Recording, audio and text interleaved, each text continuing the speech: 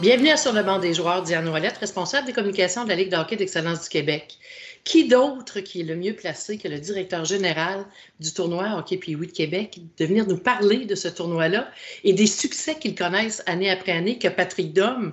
Alors, ça me fait plaisir d'accueillir Patrick aujourd'hui pour nous parler du tournoi. Bonjour Patrick. Bonjour Diane. Merci encore une fois d'avoir accepté cette invitation-là.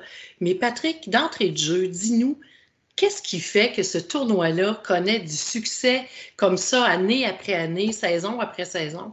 Je pense que il faut comprendre que, bon, ça va être le 64e tournoi, c'est incroyable quand même. Hein?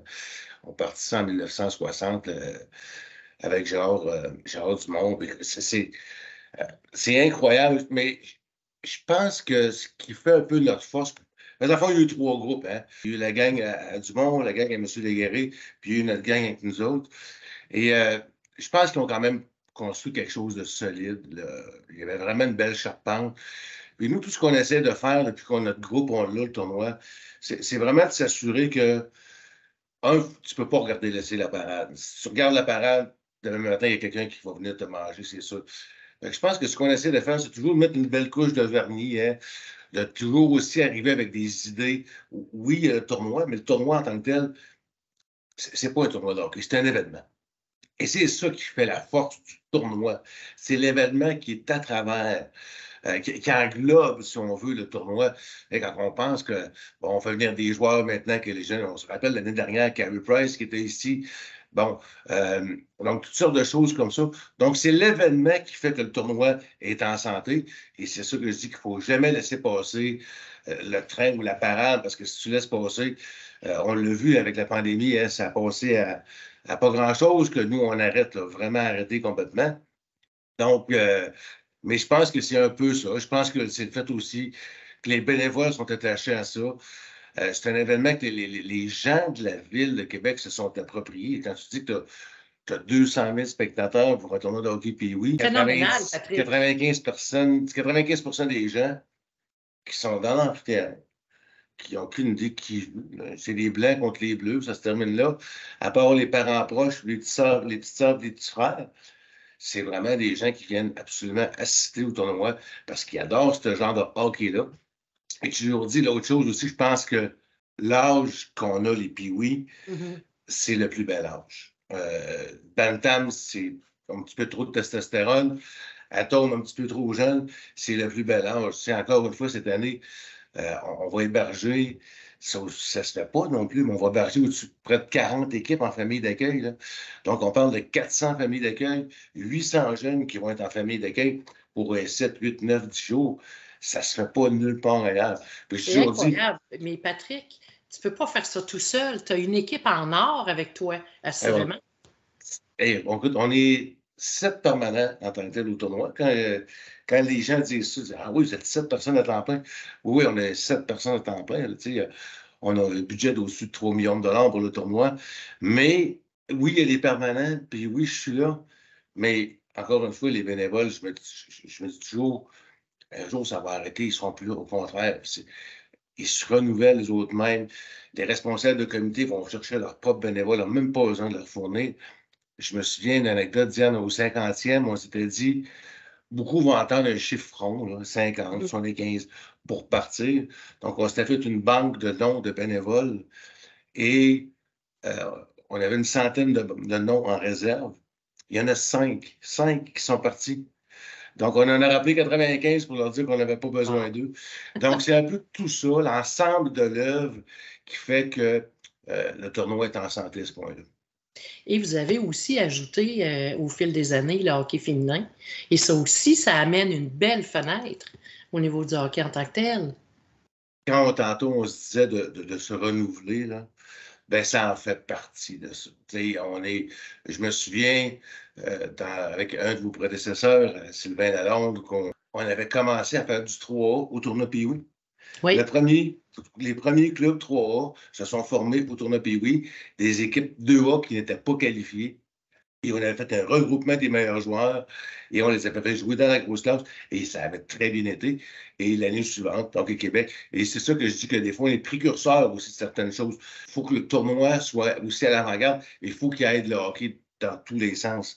Et le hockey féminin, on a pris du temps pour le faire. La demande n'était pas là au début.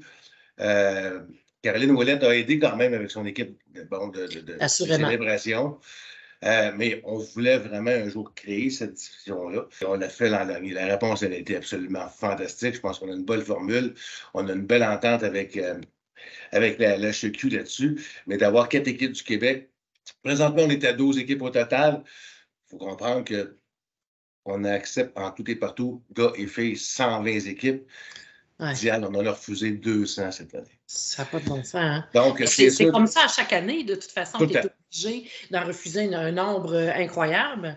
Il y a plus d'équipes.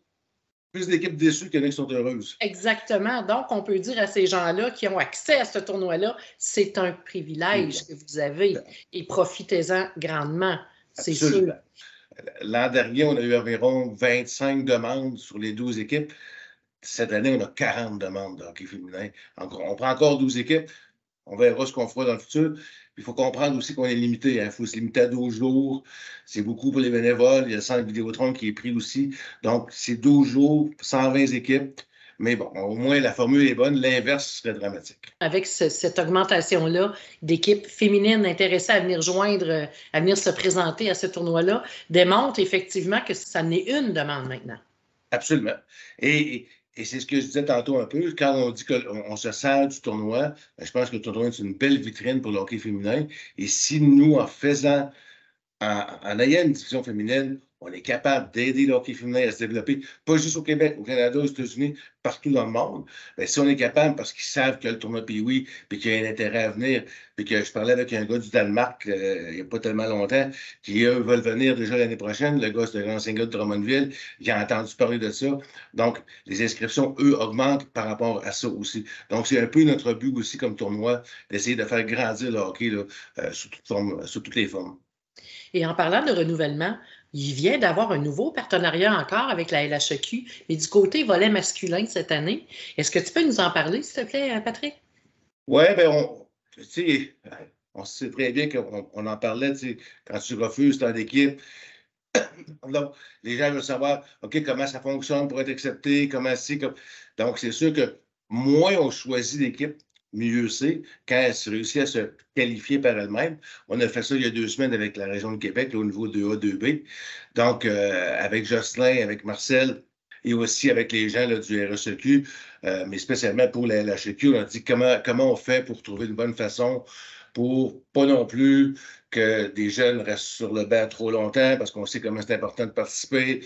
Donc, on a trouvé la façon qui était, je pense, la meilleure, de dire, bon, on va prendre un tournoi qui est obligatoire, celui de Trois-Rivières, qui a lieu un peu trop tard à mon goût, mais bon, on va... parenthèse. Oui, c'est du 7 au 10 décembre prochain. Oui, l'année prochaine, on remédiera ça. Mais... C'est ça. Donc, c'est les 8 équipes qui vont être en quart de finale. Ce seront eux qui vont participer au tournoi Pee-Wee. Et sur les 10, il y en a 2 qui resteront notre choix à nous de décider pour X, Y raison, une équipe qui est en 2e position au classement général. Mauvaise fin de semaine, se fait sortir de bonne heure. Ben, nous, on aura encore la possibilité d'aller choisir à ce moment-là. Mais les 2 derniers choix sur les 10 restent au tournoi Pee-Wee. Mais de mettre les 8 quarts de finalistes automatiquement dans le tournoi Pee-Wee, je pense que c'est la meilleure façon. Ça dure 4 jours, c'est réglé là, c'est terminé. Et puis à partir de là, ben, je pense que les gens aussi, ce qu'ils aiment, c'est de savoir comment ça va se passer. Donc, ça risque que je risque d'aller faire un tour à Trois-Rivières le premier week-end de décembre. Bien, on le souhaite assurément, mais écoute, Patrick, c'est une autre façon aussi, comme tu le disais, de permettre aux joueurs de partir leur saison de hockey, de pouvoir aussi s'ajuster, s'acclimater à cette ligue-là, parce que le M13 3 Elite, c'est pas vieux, c'est les 2e années dans la ligue. Ouais. Alors, ça leur permet encore une fois d'avoir un peu plus de temps, pouvoir arrimer leurs équipes et tout ça. Alors, le développement du joueur est plus assuré et il se prépare en fonction de ce tournoi-là. On enlève la pression sur les joueurs et sur les parents, évidemment. Oui, on pourrait en parler longtemps. Mais effectivement, comme je te dis, je pense que c'était la meilleure façon. Dans le temps, les classements, oui. Bon, c'est pas tout le monde qui avait joué le même nombre de parties. Bon, il y avait une division qui était peut-être plus forte qu'une autre. Donc, c'est sûr que, comme je te dis, je pense que dans l'ensemble, la formule qu'on a trouvée avec ce tournoi de qualification obligatoire-là à Trois-Rivières, je pense que c'est vraiment la meilleure façon pour qualifier les équipes. Puis bon, je pense que la pression va être là sur 4 jours au lieu d'être là sur une plus grande période. Je pense que c'est mieux comme ça. Qu'est-ce qu'on peut s'attendre du tournoi international Pee-Wee de Québec qui s'en vient en 2024? Patrick, est-ce qu'il y a des nouveautés que tu peux nous annoncer? Ou Tu sais, tantôt, je te disais d'entrée de jeu, Diane, que on a passé à ça hein, avec la pandémie, vraiment, j'avais même demandé aux gens ici de regarder notre emploi là, parce qu'on était rendu là, les pertes étaient tellement énormes. On est revenu l'an dernier en mode, si on peut dire, normal là, de tournoi, parce qu'on avait fait un au mois de mai, qui a été une autre catastrophe là, financière absolument. en tant que telle. Ouais. Donc, on revient avec le tournoi l'an dernier et on est revenu, mais tellement, tellement fort. Bon, c'est tout, bon, le sucret, je déteste un peu dire ça, mais une guerre a fait notre succès, hein, et c'est la vérité. Là. Dans le fond, donc, on a vu l'engouement pour l'équipe ukrainienne. J'ai jamais fait d'entrevue à travers le monde, autant que ça que l'année dernière, et je ne pense pas le refaire. Donc, cet engouement-là pour l'équipe ukrainienne est absolument incroyable. On l'a dit, bon, Carey Price, la nouvelle division féminine qui était là. Donc, tous les ingrédients étaient là pour faire un succès absolument phénoménal, et c'est ce qui est arrivé. On a une température excellente. Aussi. Donc, est-ce qu'on, de battre l'an dernier, on se dit toujours comment on va y arriver, mais on y arrive tout le temps. C'est pas une compétition non plus à l'interne de dire qu'il faut qu'on soit meilleur que l'an dernier. Nous, on a un chiffre magique qui est 200 000, qui est le nombre de spectateurs. Mais je pense que, bon, on peut déjà dire que l'équipe ukrainienne sera de retour. Je l'annonce immédiatement, ça c'est fait. Ils seront là, comparativement à l'an dernier, avec des jeunes qui sont en Ukraine. Donc, je ne suis pas en train de dire que la situation s'améliore là-bas. On n'est pas là, on ne peut pas le savoir, mais les jeunes seront d'Ukraine même. Donc, c'est déjà une bonne chose aussi. On a quand même un bon nombre de pays cette année, là, avec 18 pays qui seront représentés, certains nouveaux. Fait que ça aussi, c'est quand même vraiment intéressant. Et je pense qu'on peut voir l'émergence des clubs asiatiques cette année autour d'un pays. Oui, là, vous allez voir qu'il va en avoir quelques-uns. Mais donc, il y a plein de belles nouveautés. C'est sûr qu'il va en avoir. Il y a longtemps des gros noms aussi. On parlait tantôt des signatures d'autographes. Bon, il y en a qui viennent de prendre leur retraite dernièrement. On n'a pas parlé que ces gens-là, ce n'est pas toujours évident, mais c'est sûr qu'on va avoir une belle édition pour le 64e tournoi. En attendant, on t'attend au Challenge de Trois-Rivières du 7 au 10 décembre prochain dans le cadre de la LHEQ volet masculin. Et merci, Patrick, d'avoir accepté ce partenariat-là. Et c'est pour le développement des joueurs, au fond, que vous faites ça. Absolument. Merci, donc, Diane. Bon succès, encore bon succès. Qu'est-ce qu'on peut vous souhaiter de plus que le succès du succès? Merci à toute ta gang. Merci à toute ta gang. Merci, Diane.